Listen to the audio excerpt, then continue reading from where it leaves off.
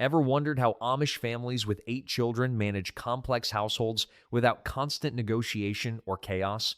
It's not equality, but efficient division by age, gender, and capability. 5-year-olds perform meaningful work, teenagers manage adult tasks, and everyone knows exactly what's expected. The household functions as a coordinated production unit, the father's domain. The father's responsibilities center entirely on work outside the home, farming, business operations, and income generation that supports the family financially while establishing his authority as household head and primary decision maker. In farming families, fathers manage all field operations, from spring planting through fall harvest, deciding what crops to plant, when to work the fields, how to allocate land, and coordinating the labor of sons and hired help during peak seasons. Livestock management falls under his oversight, though daily feeding and care often get delegated to children. Equipment maintenance, barn repairs, and property upkeep all require his attention and planning. For families operating businesses, furniture shops, construction crews, manufacturing operations, the father manages operations, handles customer relations, oversees employees, and makes financial decisions about inventory, pricing, and growth. The business success or failure rests on his shoulders, creating substantial pressure to provide adequately. The father's role is teaching sons his trade, passing down skills through daily work alongside them, preparing them to eventually establish their own households and provide for their own families. This mentorship represents his most important long-term responsibility. The mother's domain. While fathers work outside, mothers bear complete responsibility for everything inside the home, a domain encompassing far more labor and complexity than modern observers typically recognize, requiring constant management of multiple simultaneous processes. Meal preparation alone consumes enormous time, 3 full meals daily for families of 8 to 10 people, all cooked from scratch on wood cook stoves without convenience foods, microwaves, or electric appliances. Breakfast preparation starts before dawn. Lunch requires cooking and cleanup that consume mid-morning through early afternoon. Dinner preparation begins mid-afternoon for the large evening meal that must be ready when the family gathers. Laundry for large families represents a full day's work: weekly washing, wringing, hanging, bringing in, folding, and putting away massive quantities of clothing, linens, and towels using manual or gas-powered equipment that still requires constant physical effort and management. The coordination of all these simultaneous demands, knowing what needs doing when, managing time and energy across competing urgent tasks, and directing children's help efficiently requires executive function skills as sophisticated as any corporate managers. The oldest son. The oldest son occupies a unique position as both child and assistant adult, learning his father's work while beginning to shoulder real responsibility for family operations, positioning him eventually to inherit the family farm or business and establish his own household. From around age 12, the oldest son becomes his father's constant companion and assistant, learning trades through thousands of hours of hands-on apprenticeship. If the family farms, he learns equipment operation, animal husbandry, crop timing, and the countless skills required for agricultural success. If the father operates a business, the oldest son masters carpentry, construction, manufacturing, or whatever trade supports the family, developing expertise that will later support his own wife and children. The position carries privilege alongside burden. Oldest sons often inherit family farms or receive substantial financial help establishing their own operations, rewards for years of labor and loyalty. But the pressure is intense. Family economic success often depends on the oldest son's competence and commitment, creating stress that affects some young men deeply. The role also shapes identity. Oldest sons internalize masculine identity as provider, leader, and head of household long before marriage, preparing them psychologically for the authority they'll eventually exercise over their own families. The oldest daughter. If the oldest son is the father's assistant, the oldest daughter is the mother's deputy, learning household management while simultaneously performing it. losing childhood years earlier than siblings as she assumes adult responsibilities for family functioning. From around age 10 or 11, oldest daughters begin cooking full meals, managing laundry operations, and overseeing younger siblings with minimal maternal supervision. By 14 or 15, they can operate households completely during their mother's childbirth recoveries or illnesses, taking over all domestic responsibilities, including care of newborns and toddlers, while maintaining cooking, cleaning, and other essential tasks. The childcare burden falls particularly heavily on oldest daughters, who essentially raise younger siblings, especially during the years when mothers are pregnant, nursing infants, or recovering from births. An oldest daughter in a family with 8 children might spend years with a toddler on her hip, supervising multiple younger children and managing their needs while simultaneously completing other household work. The teaching responsibility is substantial. Oldest daughters train younger sisters in domestic skills, passing down knowledge about cooking techniques, sewing methods, cleaning standards, and childcare practices. This training role prepares them for future motherhood while ensuring younger sisters develop competence. The emotional labor often goes unrecognized. Oldest daughters manage family dynamics, soothe younger children's distress, mediate sibling conflicts, and provide emotional support that mothers, overwhelmed with infant care and household demands, cannot always give.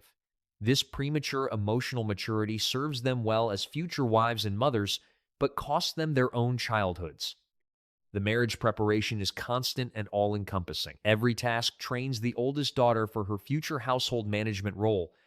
Every responsibility demonstrates her competence to potential suitors and their families.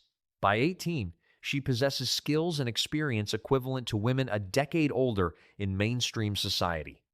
The position offers little privilege. Oldest daughters may receive new dresses or special attention at weddings, but no inheritance or economic advantage accompanies their years of labor.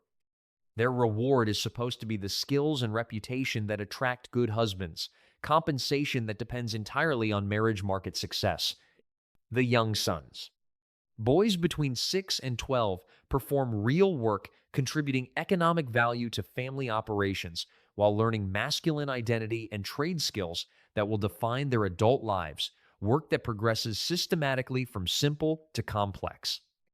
As strength and competence develop, the earliest assignments involve animal care, feeding chickens, collecting eggs, watering livestock, cleaning animal pens. These daily chores teach responsibility and routine while building comfort with farm animals that many families depend on economically. Boys learn that animals need care regardless of weather, convenience, or competing desires, lessons about duty that transfer to all adult responsibilities. Water and wood hauling build physical strength while contributing essential resources. In homes without running water, boys carry buckets from wells or pumps to kitchen and laundry areas, developing arm and back strength. Wood splitting and stacking for cook stoves and heating creates year-round work that keeps boys physically active and useful. Garden work during growing season includes weeding, harvesting, and hauling produce, tasks that teach agricultural cycles and plant knowledge while contributing to family food security. Boys learn which vegetables are ready for picking, how to harvest without damaging plants, and the timing of seasonal tasks.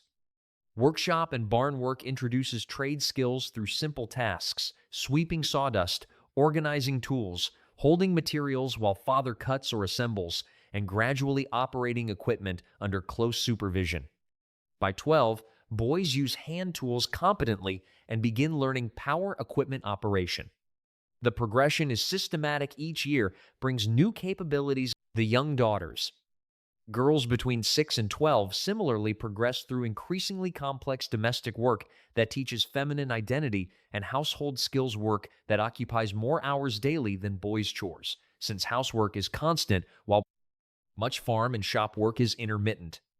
The earliest kitchen responsibilities include table setting, dishwashing, and food preparation assistance tasks that familiarize girls with kitchen operations and routines. By 7 or 8, girls can set tables properly, wash dishes adequately, and help with simple cooking tasks like vegetable peeling or stirring. Cleaning assignments progress from toy pickup and room tidying to sweeping, dusting, and eventually floor mopping and bathroom cleaning. Girls learn housekeeping standards through correction and repetition.